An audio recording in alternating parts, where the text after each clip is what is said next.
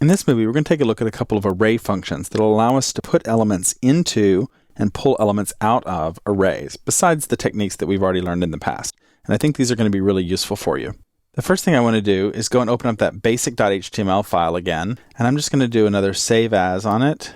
And this time we're just going to call it array functions, and be sure to change it to .php. And then I'll change the title as well, array functions. And then we'll open up some PHP tags here and create ourselves a simple array. Numbers equal array 1, 2, 3, 4, 5, 6. So it's just a real simple array. Now we remember that instead of echoing back arrays, it's really useful if we can use print R to be able to see them instead. And that just gives us some nice formatting for those. But then right after it, I'll do an echo of 2 BR tags, just so that we can separate it from everything that's going to come after it.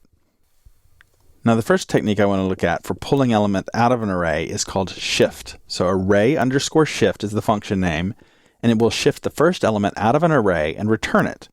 So in the case of the $A equals array shift numbers that I have there, you can almost imagine the first element being shifted out of the numbers array and being pushed and sent into that A, right? So it's shifting it from numbers into the variable that we have there.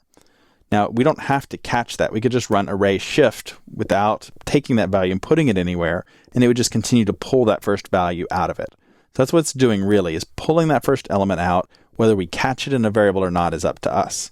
But we can go ahead and just do echo A colon, and then we'll put in the $A and put another BR tag at the end of it. And then let's go ahead, just for good measure, and let's take a look at what numbers is again. We'll save that. We'll go back into Firefox, and we'll load up our sandbox page, array functions.php, and there we go. So you'll see that all the elements have just simply shifted over, so that now the array is only 2, 3, 4, 5, and 6. The 1 got pulled off and put into the variable of $A.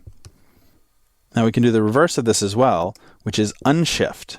So here I'm going to go ahead and just paste it in there so you can see it. It's the same thing. What we're going to do is call array unshift on numbers and provide it with the element that we want it to unshift, right? To do the reverse. So in this case, it'll put it back or push it on to the front of it. Now I'm also catching what that returns in the variable b. And what it's going to return is the element count. It's going to let us know how many elements are in there altogether.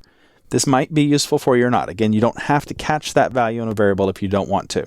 But we can do the same thing and take a look just to see the difference. And sure enough, you'll see that it has 6 elements in the array now. And the first one is now first. It pushed it back onto the front of that. Now when I was talking about these, I talked about unshifting as being pushing an element onto the front of it, and shifting as popping an element out of it.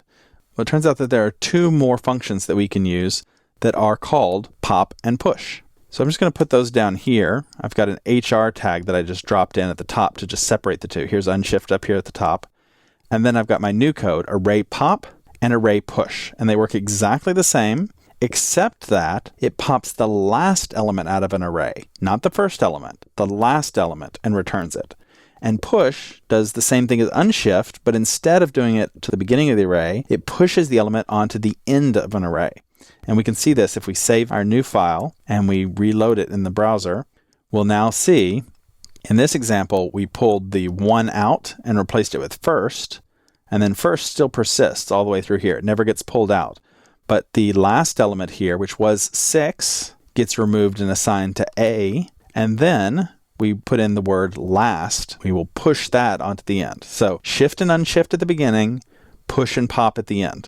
So those are going to be the 4 that are going to allow us to put things into our array at the beginning and the end. And now we know we also have ways of assigning a value directly to a certain position. We saw those in the essential training.